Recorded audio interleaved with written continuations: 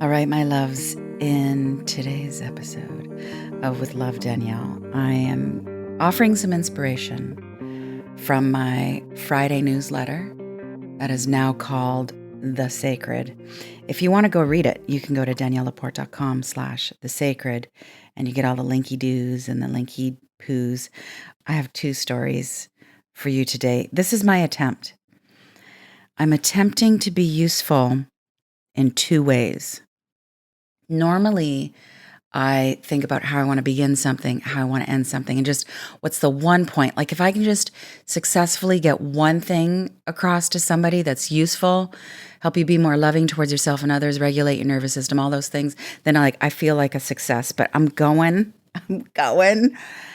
for a double play today, and I have 2 stories. So this is the attempt. The attempt is I want to talk about decision making and how to know when it's right or very wrong, as I'm going to unpack, and how the ego just loves to look good, and thus how letting go of what I would call status concepts, because sometimes we're seeking status not through stuff and symbols, but through our roles and jobs and ideas of who we are, How when we let go of those status concepts, it can lead to obviously radical liberation, but that is what leads to actual healing.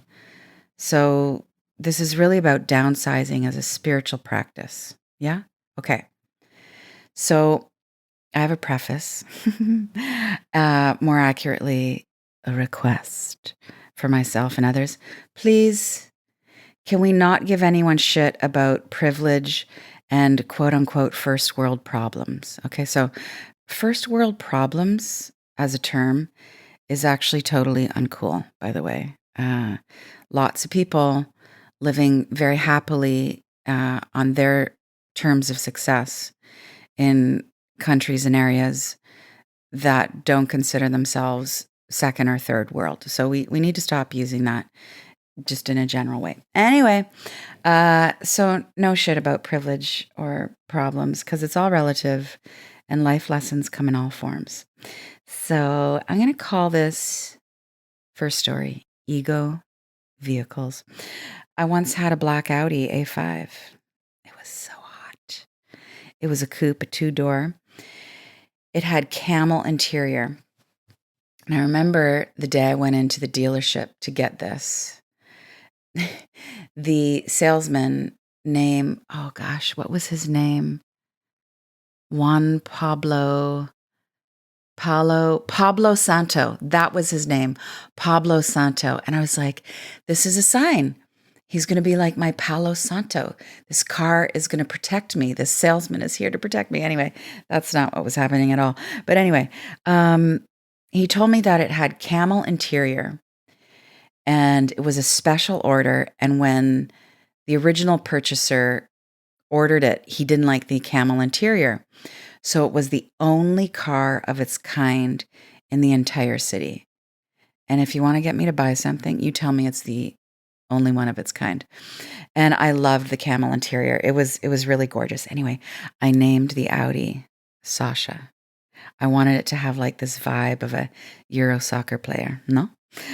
Sasha was fucking fast. He drove like silky rocket fuel. Sasha was also a total man magnet. Like I would get out of that car and then some dude of all ages would come up to me and ask me about like the year, the model, the make. Anyway, I got one date for sure as a result of Sasha's sexiness. Sasha was just pure sex as far as cars go. And I loved the Audi brand because it's not too garish. It's understated. Anyway, much like myself. Never mind that buying a new car was just this totally dumb financial decision. I was just being a complete pleasure hound because Sasha made me feel hot and rich, like a global spiritual influencer should feel, right? But not soon after. Like I hadn't had the car for more than a year. I hadn't thought about this, but soon thereafter, my son turned 16. So you know where this is going. He's getting his driver's license.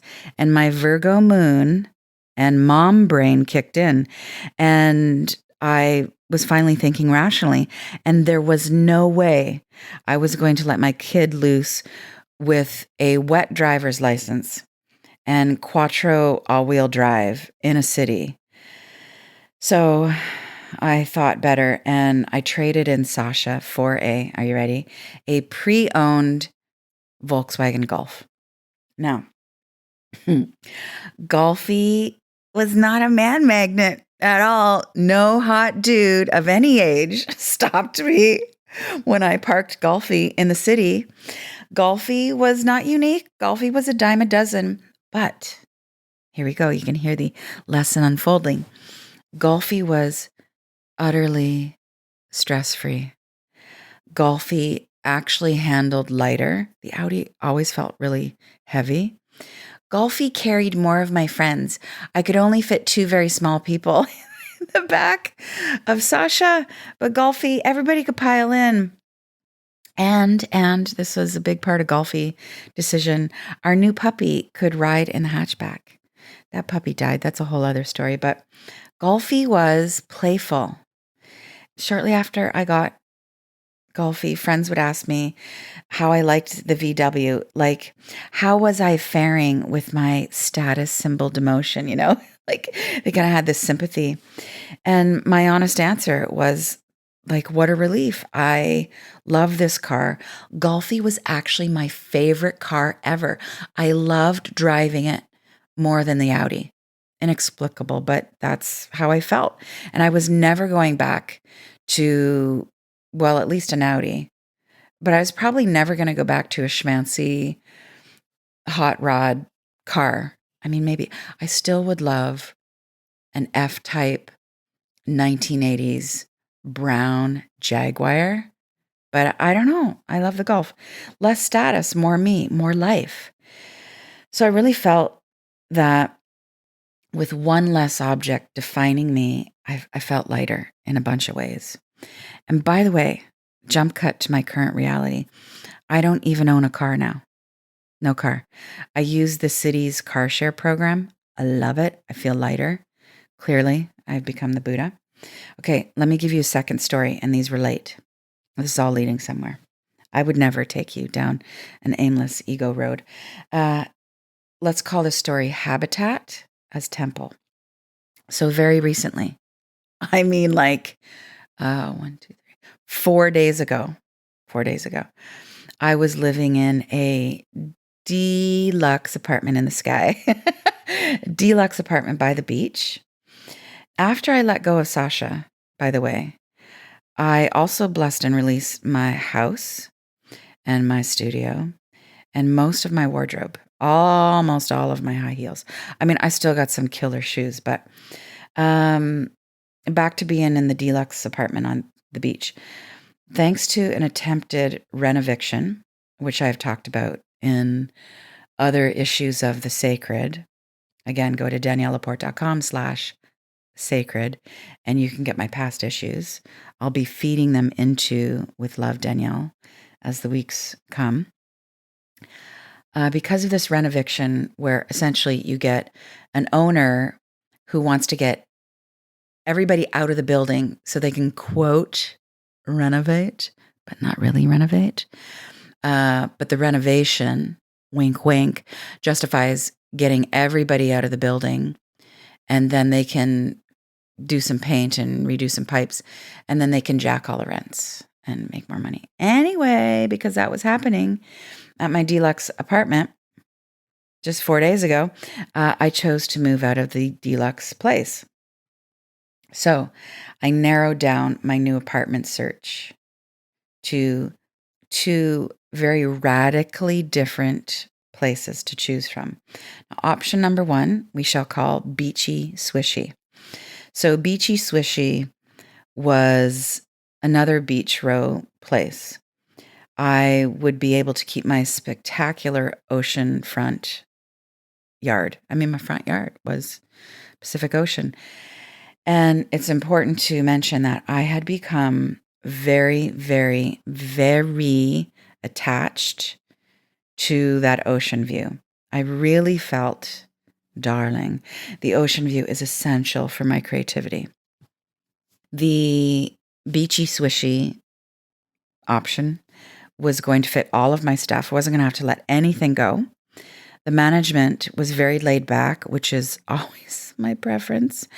My visitors could be healed by that view. I mean, I really believe it was healing, and that salty air wafting in my large windows. And beachy, swishy building was also planning to renovate, but I thought, I'm agile. I can move again in a few years. It was expensive and it was expansive. I thought it was very me, but I felt really stressed about it.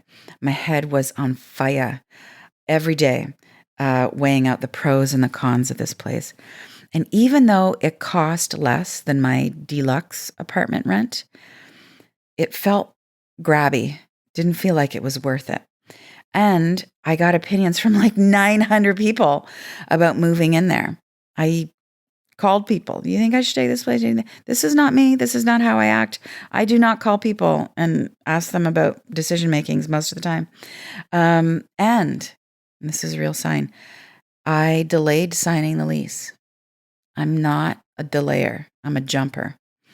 So these are not green lights for decisions. Okay. This is my list. Just 3 points as follows. It's probably not the right decision if you are excessively gathering opinions, excessively referring to other people. Okay. If you're getting icky, kind of feeling ripped off vibes, even though it's in your budget, probably not a green light. If you are dragging out the decision when you're a naturally decisive person, I know there are some of us who we are real weighers of the pros and cons. We get all this intel in advance. We do the surveys, and that is how we regulate our nervous systems. Great if that's what works for you. If that's what's natural to you, that's not what's natural to me. I am decisive and quick. I'm a burner. And that usually gets me where I want to go. I get good results from being myself, But in this case, I couldn't see the signs, the red lights, because I was overly attached to identity stuff. I was overly attached to needing an ocean view to be more creative. I told myself I was a better person because of this view. It wasn't so much a status thing. It was, for me, it was like a connection to nature thing. And I'd really felt that the time I'd spent in the ocean view deluxe apartment really helped heal my respiratory system with salty air, waking up every morning and feeling so connected to Mama Ocean. And anyway, I got attached. And, the moral of this part of the story is that status seeking and misidentification. By misidentification, I mean seeing ourselves as types, introvert, mother, CEO, seeing ourselves as being defined by our roles, seeing ourselves as our bodies, obviously, seeing ourselves as our stuff and our things, that's misidentification, and that muddles our decision making. Okay, let me tell you about the second option that I narrowed things down to with apartments. I'm going to call second option Cozy Zen. So Cozy Zen apartment was at the end of a cul-de-sac. It's quiet, really probably some of the best rent per square foot in town with fabulous light, but no ocean view. My office would be overlooking a parking lot. It is so much smaller that I would have to let a lot of stuff go. And in Cozy Zen apartment building, there are safety. I put safety in quotes. Cameras, which are really surveillance cameras in the hallways, which does not work well with me and my authority issues. And gasp. There's no ensuite laundry. Okay, so enter one of my best friends, brother from another mother, Joshua. I think I've mentioned him before in other With Love Danielle episodes and the sacred issues. Joshua prefers to be called Joshua. Joshua says to me when I'm like, he's one of the many people I consult, but he has real gravitas in my decision making, knows me so well, has great style. He said, I think this is like the Audi and the VW decision. Remember how you ended up loving the Golf even more? You were so much more happier. It was like, it was a dawning. It was a breakthrough. Right. This was it. Downgrade in order to upgrade. So guess where I am right now? I am in the cozy Zen apartment. I am sitting at my way too big for this room dining room table, but I didn't want to let my dining room table go because mango wood from the Punjab, 150 years old. The smallness of this space makes me feel very held. It feels very easeful in here, very golden. I loved that I had to get rid of a lot of stuff, cupboards and trunks and things, I love that my craving, my unabiding, none, N-U-N, none-like craving for simplicity is really quenched. I would describe this new space as cosmopolitan monastic. Like me. Less schmancy, more life. So let me put a fine point on this. I'm all about the fine point. I'm all about the translation, The ego masks its self-worth issues with status symbols and, levels and labels, also known as class structures, whatever status symbols and levels and labels mean in our own personal cultures. So that could be a Birkin bag. It could be a John Deere tractor that you inherited. It's fallen apart, brand new. Or it could be the fact that you can afford to buy lottery tickets on payday. Doesn't matter. It's very personal. The point is that it gets really hard to feel what's real when we play the do I look worthy game. Does this even feel worthy?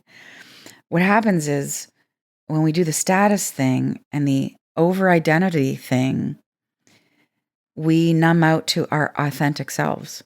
We lose touch with what feels both comfortable and comforting, with the stuff that feels fun, And this isn't a value judgment on what turns us on. It's not about how much we accumulate or how much we burn and let go of. So it's like a car collection, a fleet, does not make someone less spiritual at all whatsoever. Participate in all the abundances. Have what you want. And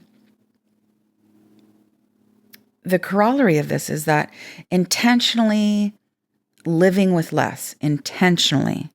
So I'm not talking about poverty. I'm talking about intentionally living with less doesn't necessarily make you more enlightened or inclusive. I mean, my definition of enlightened is inclusive. That's divine love. So more you, more life could be really big and really first class. It could be owning a whole high rise and having a great mortgage rate while you invest your capital in precious metals and AI. It could be having a tiny house and wearing thrifted flannels, My question is, are we building a brand and calling it a life? Or are we building a life? Is what you're choosing, all the things, the various things, are those choices a reflection of the most comfortable and comforting you? So downsizing as a spiritual practice is about finding the right fit. It's about the right fit, not the right size, the right fit for your true self. I'm going to quote Bjork. I've been looking for a place for a long time. In the immortal words of Bjork, who, by the way, was my 1990s doppelganger. Every time I would go clubbing, somebody say, you look like Bjork. I'm like, I know. She said, it takes courage to enjoy it. Courage exists beyond logic. It exists beyond labels. That courage brings you to more you, more life. So today, from my little place that is cosmopolitan, monastic, at the end of the cul-de-sac, I am wishing you more you and more life. With love, Danielle. Thank you so much for listening, for feeling, for spreading the word. With love.